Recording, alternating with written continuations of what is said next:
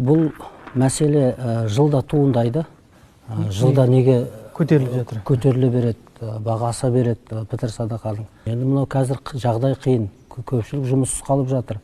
Пітір садақаны сәл төмендетсе болмас па екен деген. Бізде енді сонда әдет болып қалған, ол кедей бола ма, бай бола ма, пітір садақаны беремін деп тыраштанады ғой бізде. Пітір садақаны жағдайы бар адам береді ғой. Егер жағдайы болмаса, ол кедей адам болса, қайта ол пітір садақаны алады. Бермейді емес, алады ол. Бұл енді біз өзіміздің ойдан шығарып жатқан ол баға емес. Бұл жерде шариғат негізіне сүйеніледі және сол мәліметтерге қарап осы баға шығарылады.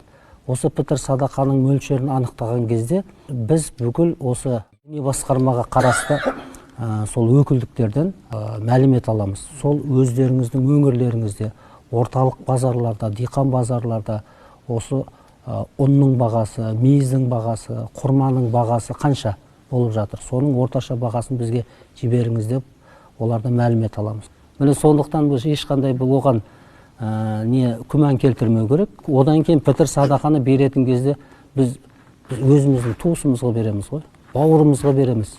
Өйткені садақаны өздеріңнен бастаңдар деп айтады ғой. Сондықтан ол өзіміздің бауырымызға қиналып жүрген жағдай төмен туысымызға берсек, ол мен ойлаймын ол көп емес.